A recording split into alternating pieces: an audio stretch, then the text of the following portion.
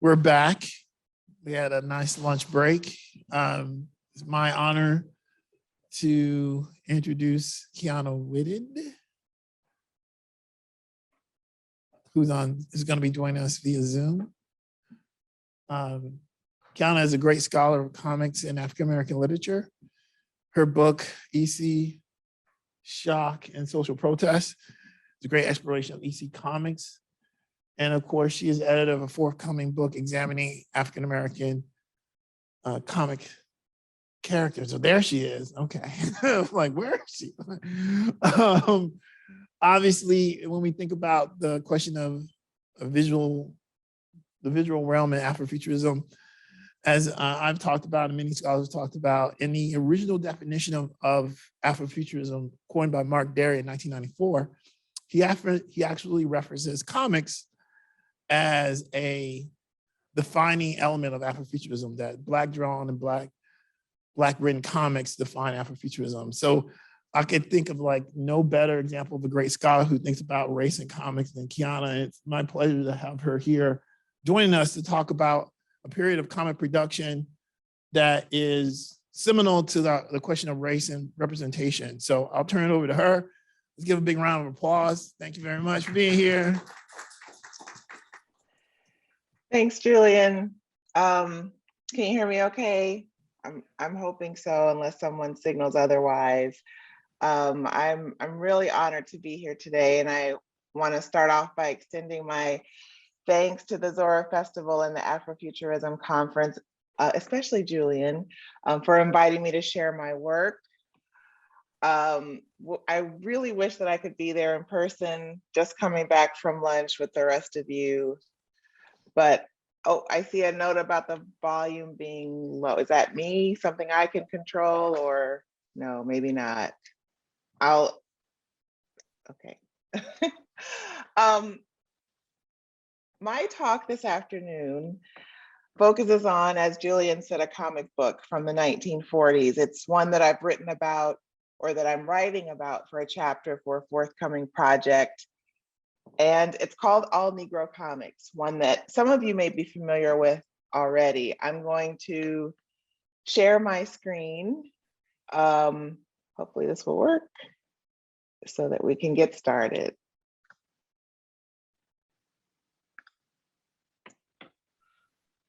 Okay. Can I get a thumbs up that it's sharing correctly, or drop a note in the chat? I see can't see the share. Okay, sorry. Let me try one more time. How about that? Yes. Oh, okay. Is that Walter? Okay. Yes. All right. Thank you so much. Sorry for the getting my tech together. Okay, everybody can see. All right. So I'm going to start off with a name that you may not have heard before, Detective Ace Harlem. Get this right. There we go. So Detective Ace Harlem may have a sharp eye for detail on the job, but the Zoot Chain killers have him stumped. Once he inspects the strangled body at Pop's Barbecue Shack, Ace declares, "Never saw anything like this before." And after speaking to a witness, he thinks to himself, "This is certainly a new one to me." The provocation of the strange case continues to baffle the expert African-American detective, dressed in a sharp double-breasted suit, trench coat, and fedora, as he approaches the fingerprint expert's office and admits, "First time I ever tackled one like this." Clues will ultimately lead Ace from police forensics and an urban root doctor to the top floor of a tenement building. But by the time he tracks down the two culprits, greed has set them against each other. One is murdered, the other accidentally hanged by his own zoot suit chain. And Ace greets this unexpected act of retribution with a quip, quote, "Never saw a case solve itself so quick before. Those two took care of themselves." So there's a lot in this comic that is surprising and new and first time. The startling novelty of Ace Harlem's case brings into relief what may have been even more remarkable about the comic book in which his sleuthing appeared. Written by Philadelphia journalist Orrin C. Evans and drawn by artist John Terrell, Ace Harlem is the first of 6 features that debuted in the inaugural issue of All Negro Comics in the summer of 1947. The title is celebrated as the first comic book to be written, illustrated, and published by and about African Americans in the United States. Only issue number 1 of the series was printed and sold, featuring a full-color anthology of crime, adventure, fantasy, and humor stories that were created to disrupt the popular and profitable racial caricatures that continued to circulate in the comic book industry after World War II. Notice the headline on this editorial page, presenting another first in Negro history. Evans declares on this page that the drawings are original, that the humor and fantasy are good and clean, and that the pages will satisfy readers with fast action. Now, Evans scripted the stories and recruited the talents of freelance cartoonists like Terrell, along with students from the Philadelphia Museum of Art School, William H. Smith, Leonard Cooper, and his own brother, George J. Evans Jr. With their contributions, the publisher was able to boast that, quote, every brushstroke and pen line in the drawings on these pages are by Negro artists. So Ace's case was followed by a playful sojourn in the make-believe world of the Dillies, cherubic creatures of the sea and sky. After that, in another tale, we have a young African-American scientist named Lion Man who protects the African Gold Coast and its volatile uranium deposits from outsiders. May sound familiar. And in the closing story, Sugarfoot and his companion Snake Oil travel the rails in search of adventure and a hot meal.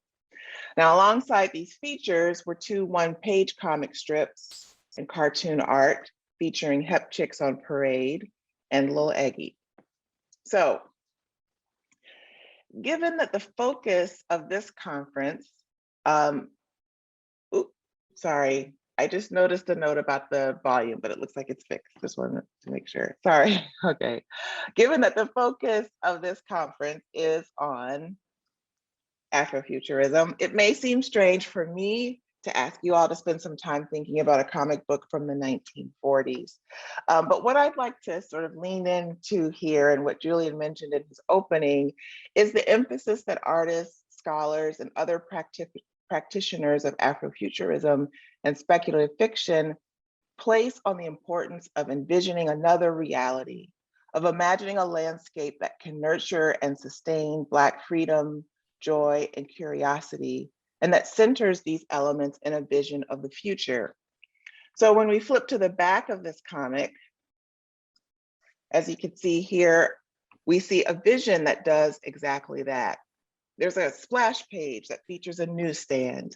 This iconic sidewalk kiosk is pictured against an outline of a city building beneath a deep orange sky. What appears to be a white man in an automobile passes by in the background. But the people in and around the newsstand are all main characters from the series that Evans created. There's Lion Man with his signature headband, standing next to his sidekick Bubba behind a counter, where it appears that only copies of All Negro comics are available for sale. Except for Sugarfoot and Snake Oil, whose empty pockets are turned inside out, the entire cast is engrossed in copies of their own comic. The pair of Dillies share a copy from their seat above the shelves, and Ace Harlem leans against a light post, 1 foot crossed over the other as he turns the pages. Now, I'm bringing this up here. One reason is because I love these pictures of newsstands, of these vintage sort of kiosks that are packed with comics from the 40s and 50s. You could find an astonishing array of genres that were available to any reader. Yet most of the time, comics featuring African Americans were hard to find on these shelves. Like many built spaces during the era of segregation, the newsstand could often be partitioned by race, if not by shelf, then on the page, in ways that denied the full humanity of African Americans.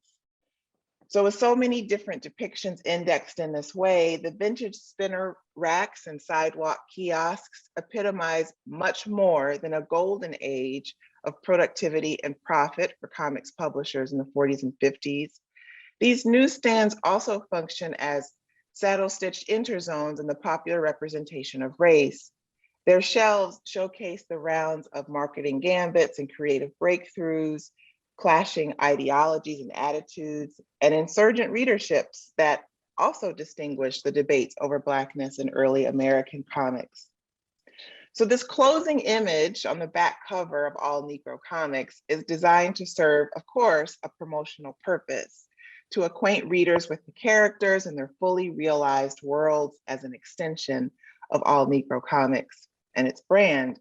But this aspirational scene is also a key part of the comic book's efforts to establish a space for Black creators and consumers within the newsstand's influential public and private arena. Already there are stacks and stacks of the issue for sale at the counter, and with no clerks present, there is no one standing between the comic book and its audience. Within the intimate proximity of sale of comics are other dynamic systems of exchange that are creative, intertextual, and physically realized in this picture. The illustration on the back cover, in other words, is an Afrofuturist gesture, one that dares to locate all Negro comics at the center of the comic book industry's golden age. So I've talked about the front and the back. Let's talk a little bit about the comic itself. The debut issue of All Negro Comics captured substantial media attention with announcements in Time, Washington Post, Collier's, Atlanta Daily World, Chicago Defender, and the Baltimore Afro-American. The press marveled at Evans' initiative and remarked upon the wonders of, quote, America's first Negro comic book in ways that resembled Ace Harlem's own words of astonishment. Even Eleanor Roosevelt wrote, I must say, this is a quote, as I glanced through the pages of this newcomer, I felt that it compared very favorably with the best of the comic books. In some features, it is really better, end quote. Nevertheless, fellow writer and conservative critic George Schuyler, in his column for the Pittsburgh Courier, was among the few reviewers to clarify the significance of Evans's effort within a larger social and cultural context. So he admits, and this is from his Views and Reviews column that regularly ran in the Courier, of course, Negro comics are not new. They have appeared in most of our leading weekly newspapers, and in this connection, the Pittsburgh Courier was a pioneer. One of the most popular comic strips in journalism is W.L. Holloway's Sonny Boy Sam, which has appeared in this newspaper for more than a generation. But an all-cartoon magazine aimed at the Negro market is something new. He goes on to say, which causes one to wonder about the limits of Negro achievement in this civilization. Frankly, what is it that we cannot do here if we try hard enough and stick long enough? There is much beefing and lugubrious moaning about how underprivileged we are, and this gives us a wonderful opportunity to sit back, do nothing, and feel sorry for ourselves. But frankly, what is it that we are not privileged to do? What obstacles can we not get around if we want to get around them sufficiently to put forth the necessary effort? What handicaps can we not surmount if we choose? So those of you who know George Schuyler are not surprised to hear his take on this. For him, the comic book, at least All Negro Comics, is illustrative of the limitless potential of African Americans. Yet if notions of progress and pioneering spirit, both terms that appear in this column, if these are the starting points for a critical consideration of All Negro Comics, how then do we reckon with the series' failure? What are we to make of the individuals and the institutions and the social practices of the comic book industry that worked to unimagine what Evans and his collaborators had created. So put another way, I don't just want to spend our time here this afternoon celebrating all Negro comics, though it is worthy of much celebration. The larger aim of my discussion is to call attention to and speculate about the gaps left open by the installments that were to come. So when Schuyler wrote in 1947 that, of course, Negro comics are not new, he was making a distinction between form and readership. So Wilbert Holloway's Sonny Boy Sam, as he mentioned, was a newspaper comic strip. And Holloway would be joined by a host of other cartoonists in the 40s, including Jay Jackson, Jackie Orms, whose comic is pictured here, Ollie Harrington, and E. Sims Campbell, all of whom created their own comic strips. But All Negro Comics was a comic book referred to by Schuyler as an, quote, all cartoon magazine. He rightly points out that these kinds of saddle stitch serials were not typically aimed at the Negro market, much less drawn by Black artists. And while the first issue of All Negro Comics was longer than some of its competitors with 48 interior pages, it sold for 15 cents when most cost a dime. Correspondence from Evans's distributor, National News Company, reveals that in the fall of 1947, only half of the 3,000 copies of All Negro Comics distributed in Chicago were returned, quote, which indicates that sales thus far have been slow. So Evans also enlisted student salesmen and offered to send the issue to schools that served African-American youth, giving them and their principals the opportunity to make a small profit and ensuring more reliable direct distribution for future monthly installments. And this was very common to sort of bring in young African-American students or students of all kinds to sell comics to friends. So whether All Negro Comics circulated on newsstands or mostly in schoolrooms, the title boldly piqued the reader's interest, even as it fell in line with the decade's trend in targeting a single subject through the All Comics Anthology compilation. And this is just a small sample of titles from 1947 July alone. All-Star Comics, All Funny Comics, and so forth.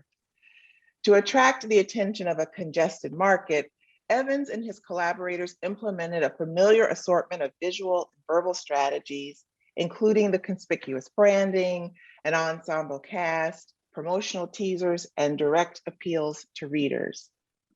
Across the top of a solid Black cover, a red banner unfolds beneath the bright yellow words of the title. Pictured at the center are the comic's signature characters. The scene is drawn in such a way that it appears to blast through a solid Black page, folding back torn leaves of the cover and filling the empty space with, quote, all Negro colors. The tableau sets the stage for an arrival that is affirmed by Evans's declaration of the comic, and this is on the inside again, as a first, and the all caps promotional teaser on that back page that announces, oops, sorry, it's new. There you go. So Ace Harlem, in all of this newness, is positioned prominently as the narrative analog to these sentiments. In his opening story, he serves as our ambassador and steers us through the story world of the comic. Artist John Terrell allows us to look over Ace's shoulder as the detective takes in everything at a glance, including the clues in the case of the Zoot Chain killers. Yet the, quote, new and never seen before cues that he makes throughout the comic are more than just a convention deployed to sustain the story's suspense. These moments are also a way of staging an encounter between form and content, where the short form comic strip meets the long form all cartoon magazine.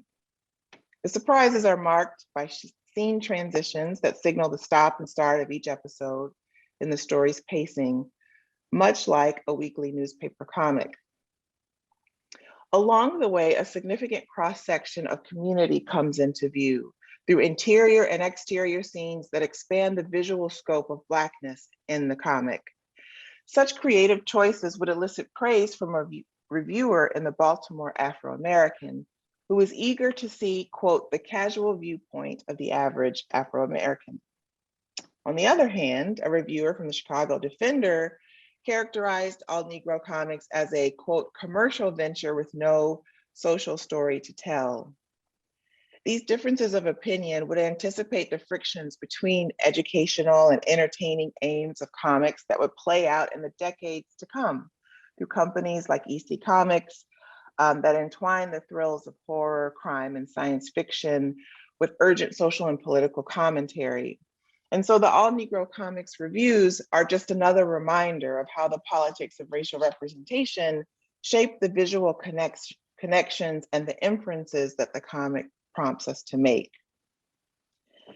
The decision to make Ace a crime fighter also suggests an attempt to disrupt the antagonism between African Americans and law enforcement by highlighting instead, quote, the outstanding contributions of thousands of fearless, intelligent Negro police officers engaged in a constant fight against crime. And that's Evans's words from his editorial.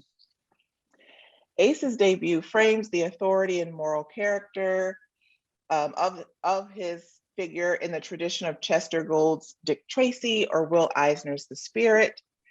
Yet just as with these well-known comic strip detectives, race continues to be implicated in the urban clash against disorder and deviance with the, quote, two vicious young hepcats embodying vain self-interest, greed, and a careless criminality.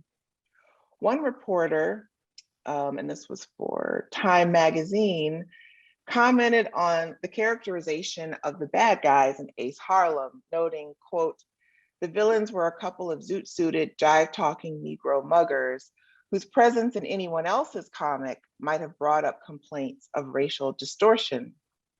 Since it was all in the family, Evans thought no Negro readers would mind. That was quite a statement there.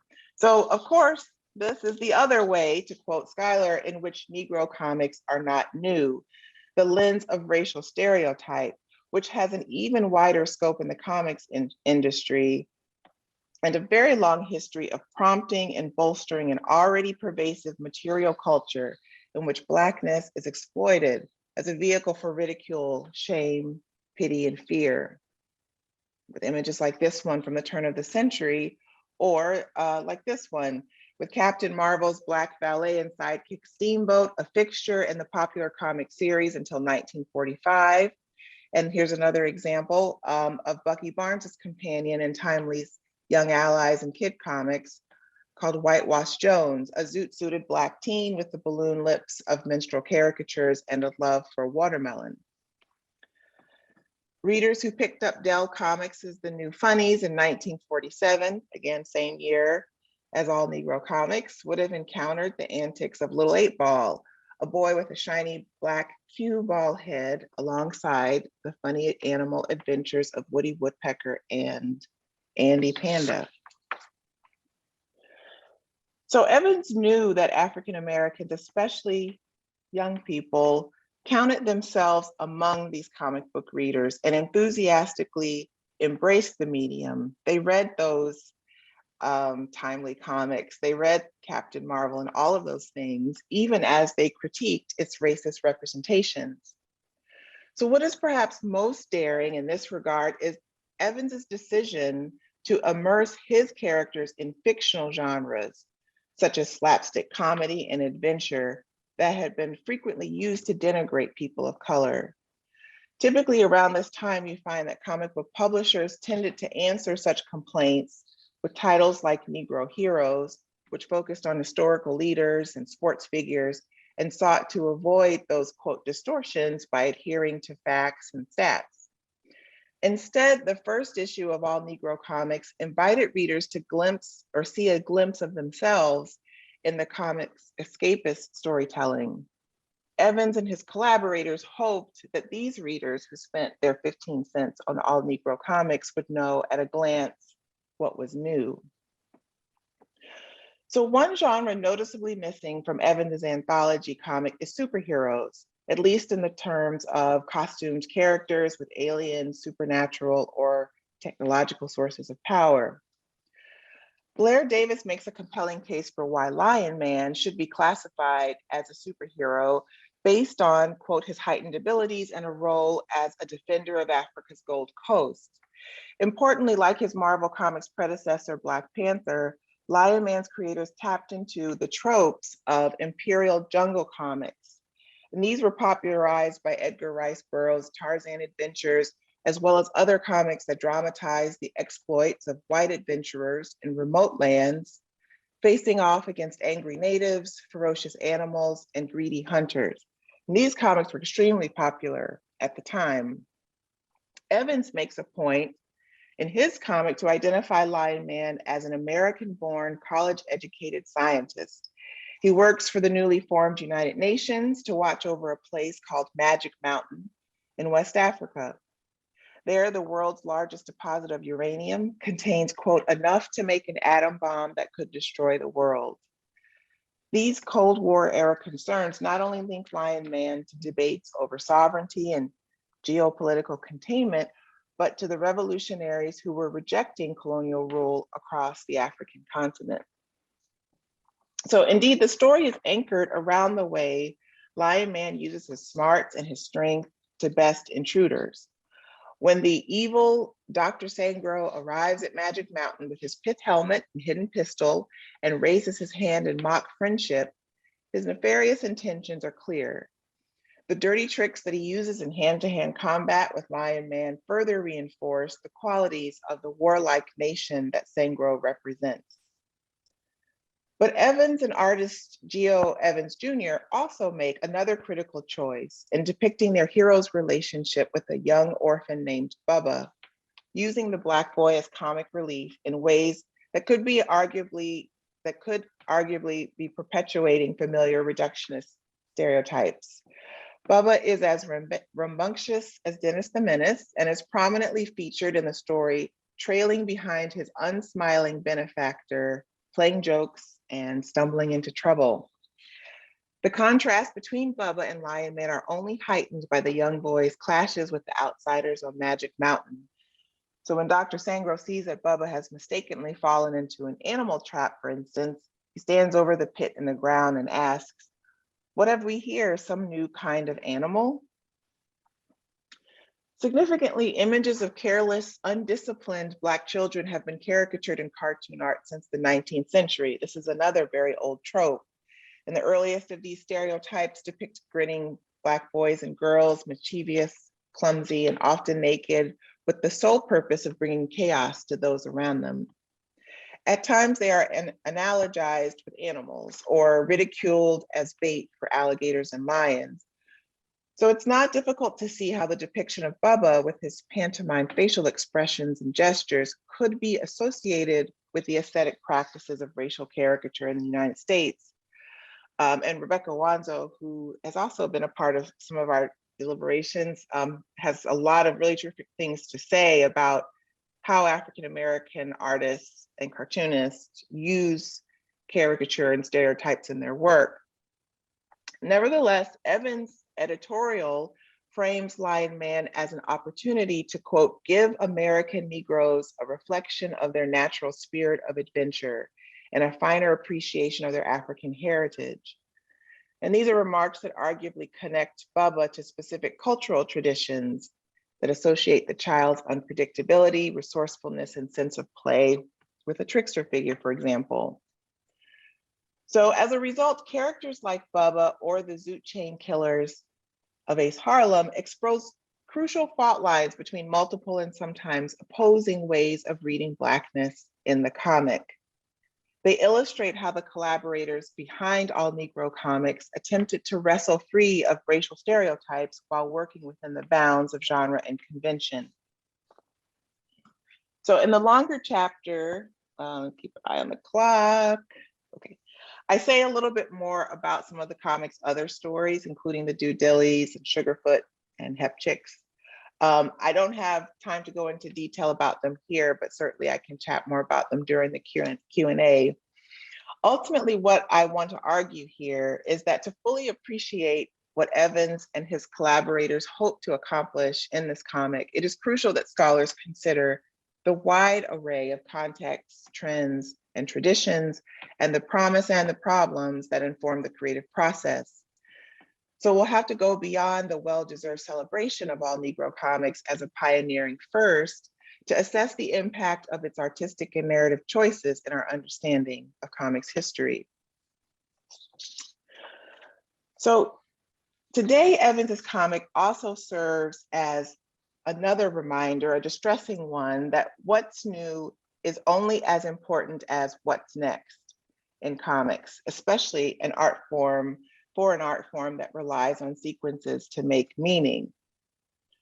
Located throughout all Negro comics are paratextual signposts that seek to generate reader excitement about the future of the series, starting with the editorial note that ends with a reference to a forthcoming monthly historical calendar.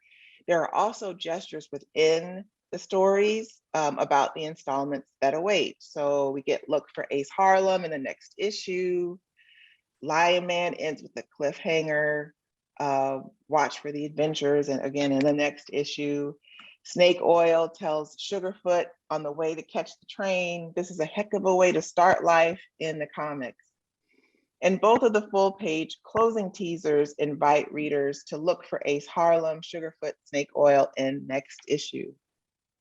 All of these things boast that those who will return will find the picture story and color of Negro trailblazers and champions in the sports world beginning in the next issue of all Negro comics. But there was no next issue of all Negro comics. The second issue, as many of you who know about this comic already know, if it was written, if it was drawn, it was never published. A 1997 account by comics historian Tom Christopher is widely used as the main source material for our current knowledge about that second issue. And Christopher writes, I'm going to quote from him at length here, sorry for all the text. A second issue was planned and the art completed, but when Orrin was ready to publish, he found that his source for newsprint would no longer sell to him, nor would any of the other vendors he contacted. Though Orrin was unyielding in his support of integration and civil rights, he was moderate in his methods of achieving these goals. He believed in the general fairness of the system he had been born into. He was not a man given to conspiratorial thinking, but his family remembers that his belief was that there was pressure being placed on the newsprint wholesalers by bigger publishers and distributors who didn't welcome any intrusion on their established territories. So Christopher dubs Evans the father of Black comic books to pay tribute to all that the Philadelphia publisher accomplished. Yet the honorific is arguably even more apt, given the setbacks that he experienced in the wake of his series debut. All Negro comics would not be the first of its kind to be abruptly discontinued or to be confined to a single issue or two. Historically, comic books reached their zenith in circulation and profit during this period known as the Golden Age from the late 30s, with publishers vying in unprecedented ways for a slice of an industry that was reported to bring in $1 billion by 1953. Yet it was rare for comic books featuring African Americans as main characters to last more than a few issues. Some examples: while Parents Magazine Press published 84 issues of their biographical series called True Comics over the course of a decade, the title that they published, Negro Heroes, ended in 1948 after 2 issues. Fawcett Comics halted Negro Romance after issue number 3 in 1950. A 4th issue published in 1955 was a reprint. The 6 installments of Jackie Robinson that started in 1949 were very newsworthy as part of Fawcett's Baseball Hero sports comic line, but more common were the company's one-shot comics that occasionally featured athletes of color. More explicit social protest comics like Martin Luther King Jr. and the Montgomery Story, which many of you may know about, were subsidized by civic and religious organizations for only a single issue. One of the companies that attained the most success in publishing comics about social discrimination, EC Comics, was kept afloat by the profit it generated from horror and crime titles. Nevertheless, a notorious clash over the visibility of a Black man's face in the story Judgment Day marks the demise of EC's comic book division in 1955. So in closing, let me be clear about this. Comic books were routinely delayed and canceled. During the period in which All Negro Comics was produced, it was not unusual for a run to be pulled midstream as publishers carefully tracked their access to resources, rates of distribution, and competition from month to month. Golden Age publishers were willing to give comic books featuring African Americans a chance in an attempt to serve a wider audience and to generate greater revenue. But these were experiments, not long-term investments deserving of large marketing budgets or targeted distribution strategies. Evans's correspondence suggests that encouraging vendors to sell and promote his comic was an uphill battle, despite his extensive contacts across the media. However, in his enterprising efforts to reach Black schools and neighborhoods and to enlist their young readers as salesmen, he specifically stated that the comic was soon to be issued on a regular monthly basis. In other words, his comic was designed to be an ongoing serial.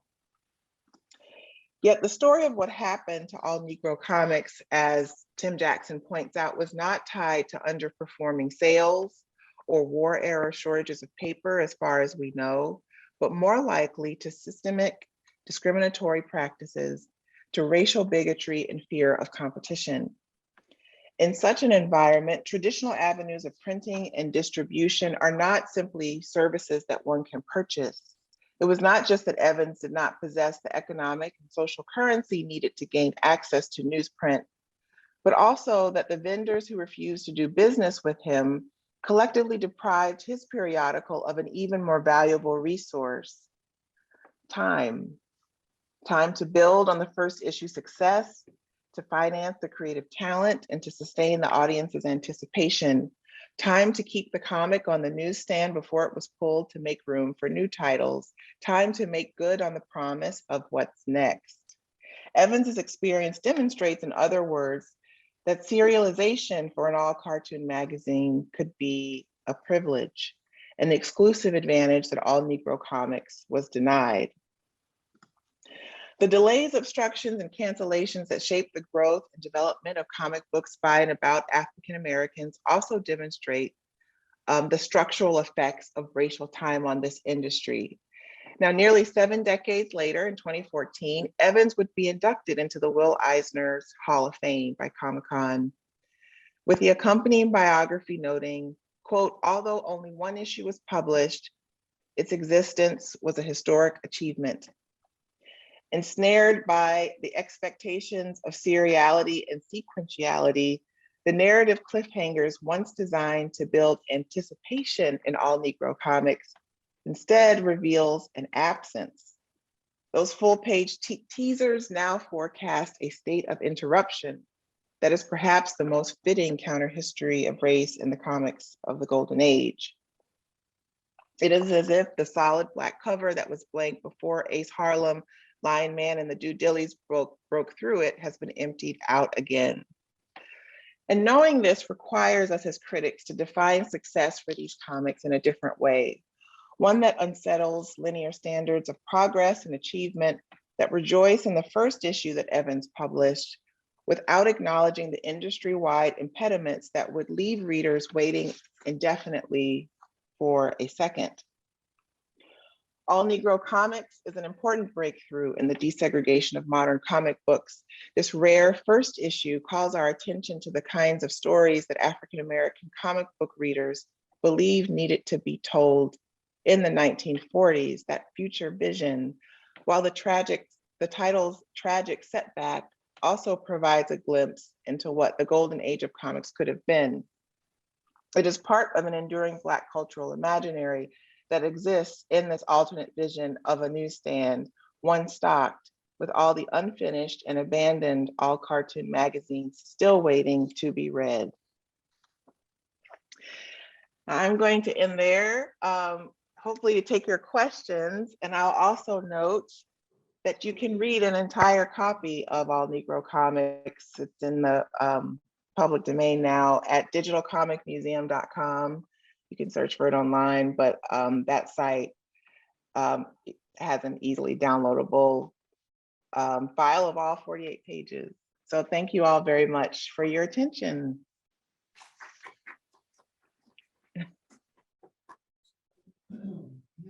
Time for Q&A. If you have questions for Qiana, you're watching online, remember you have to put your questions into the Q&A box so we can see them.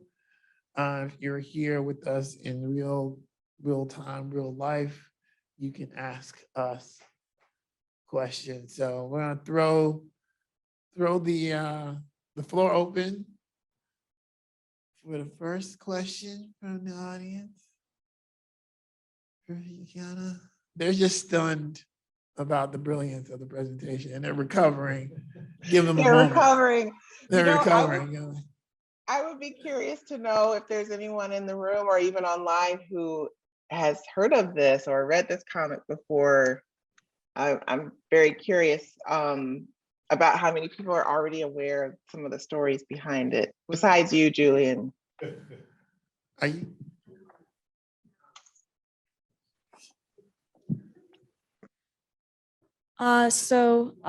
Question to kind of throw out there.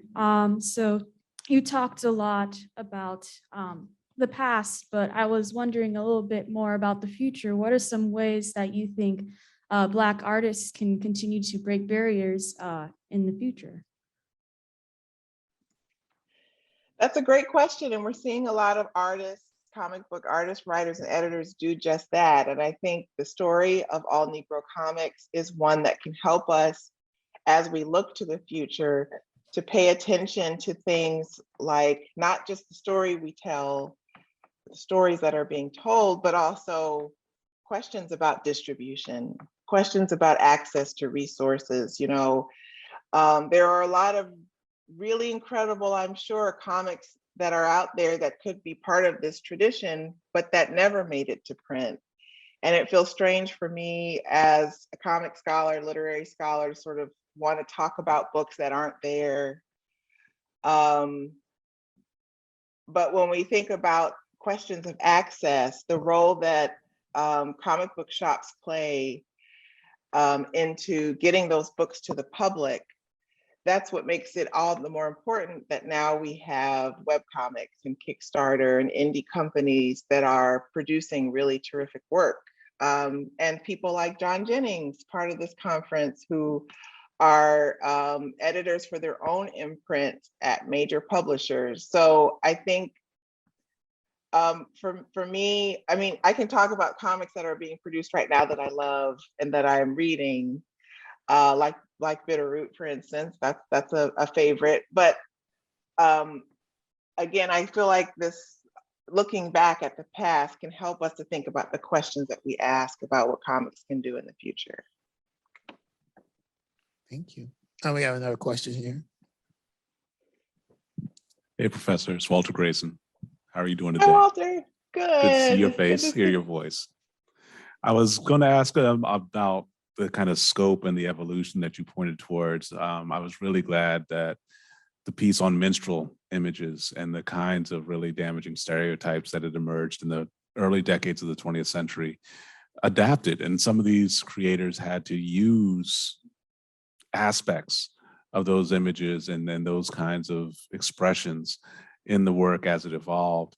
I wondered how you look at things that have evolved through comics in the second half of the 20th century, playing with similar stereotypes. And I come from a place where I had conversations with Dwayne McDuffie and with Christopher Priest and Reg Hudlin about kind of calculating how to figure out to change the frame of representation, but acknowledging that white audiences still had really like damaging expectations of how Black characters would be depicted.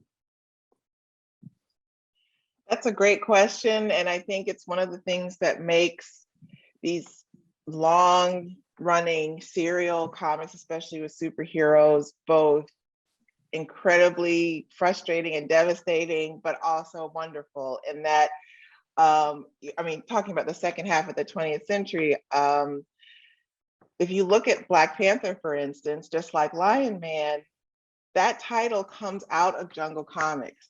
It doesn't come out of necessarily superheroes, though he becomes one. It's those Tarzan comics that Marvel, Stan Lee and Jack Kirby were using as a model for what he could do and what he could be.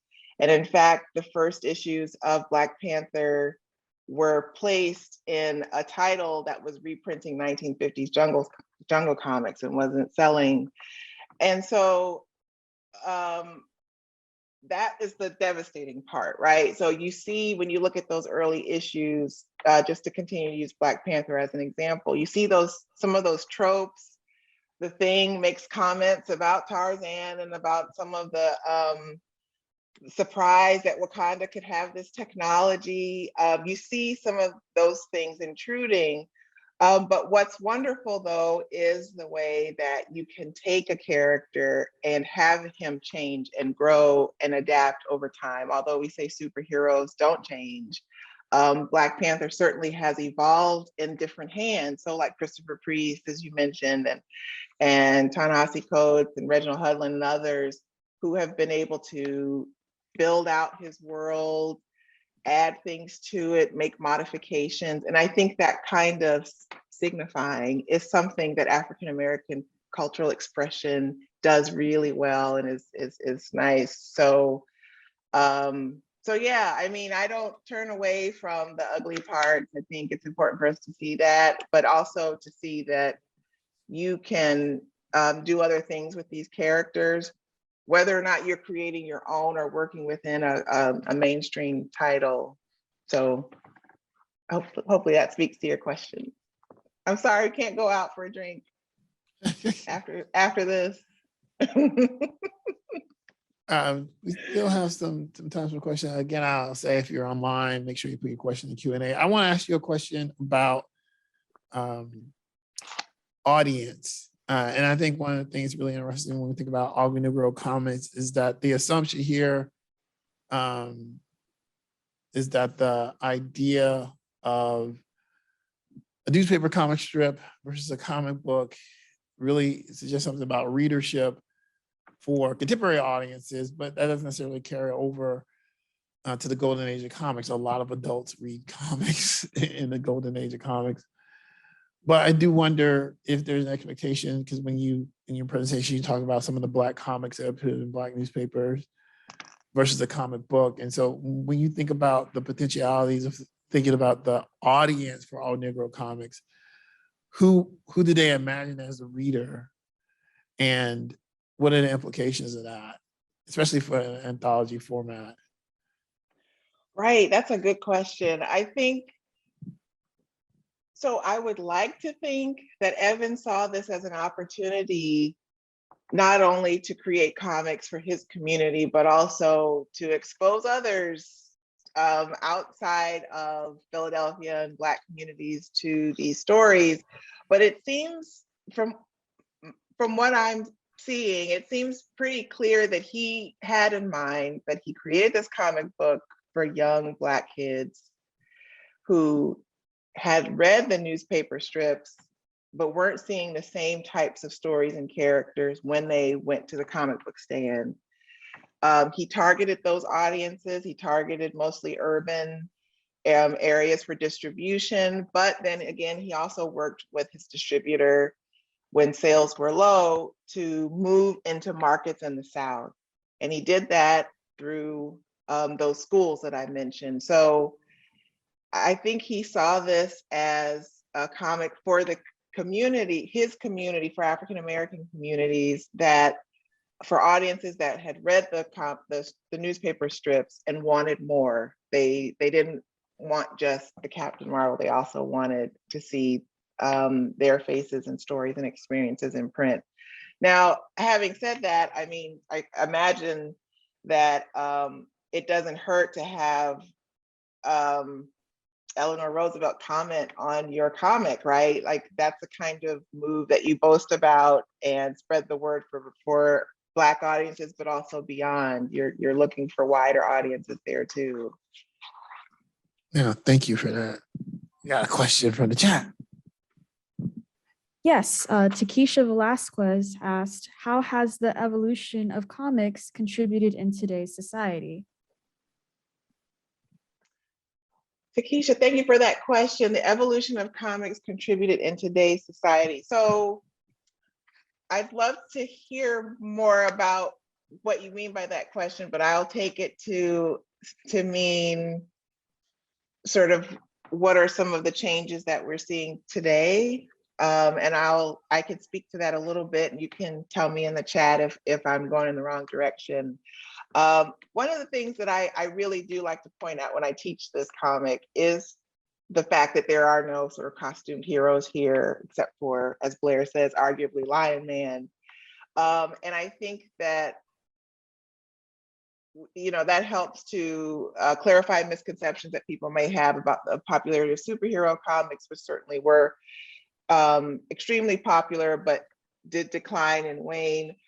I mention all of this to say that I love the fact that there are many genres in all Negro comics, because we are seeing a kind of explosion of genre today. I feel that while Marvel and DC and Image and Avengers movies are always going to bring in those dollars, there is also more room for science fiction and fantasy comics by and about African Americans. There's room for different for romance comics, for kids, teen and humor comics about African Americans. And I feel like that kind of interest and the fact that those fan communities are able to be encouraged and nurtured, whether it's online or through conventions, is a really nice, for me, throwback moment to what was going on in the 50s when you had romance and Western and humor comics that were, for a time, the crime and horror comics were as popular as superheroes. So it's nice to see that explosion of genres. Thank you for that question. And thank you, Robin, for that comment in the chat. I appreciate that. Thanks for that answer. If there are any other people with questions for Dr. Whitted? I know whenever we're comic scholars, always people want to ask you, what comics are you reading? So what comics are you reading? What comics are you reading? Go ahead. Oh, don't ask me that question. What comics am I reading? Okay, so I'm doing some work right now on this chapter and other things. So I'm embarrassed to say I'm not reading a whole lot of brand new comics. I did pull something up on Comixology the other day. Oh Lord, what was it?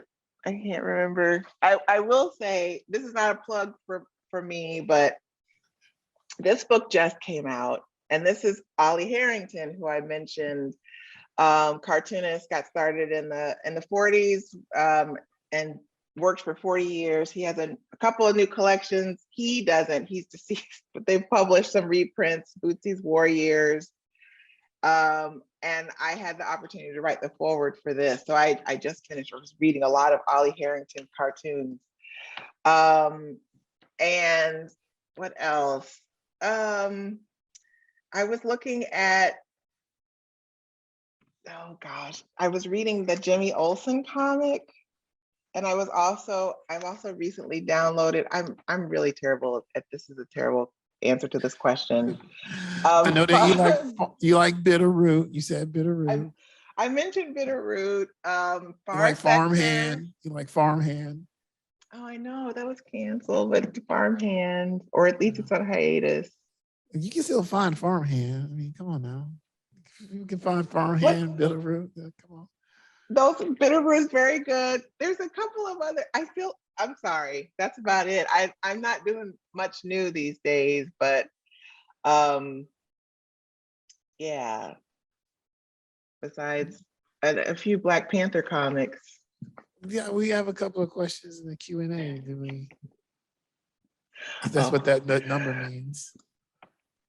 Who would know? Who would imagine that the question about what I'm reading would be my toughest question? Right? You spoke about bitter. Okay, I did. What did you believe to be the difference and impact of these comics on society compared to novels at the time? Oh, that's a really great question, Hannah. So I do talk a little bit in my EC book about that story, Judgment Day, that I showed towards the end. And I sort of put it alongside Ralph Ellison's Invisible Man because it came out the year after. And this is why I got into studying these comics, because I love the idea that while, Invisible Man is on shelves and being discussed and talked about, here also comes a comic that is talking about segregation and imagining it 1,000 years in the future. So speaking about Afrofuturism, Judgment Day certainly does that. And I guess it does really come down to questions about audience. Certainly Ralph Ellison is aiming for a different type of audience than a science fiction comic book that is mostly being directed towards young people, though not only young people read comics.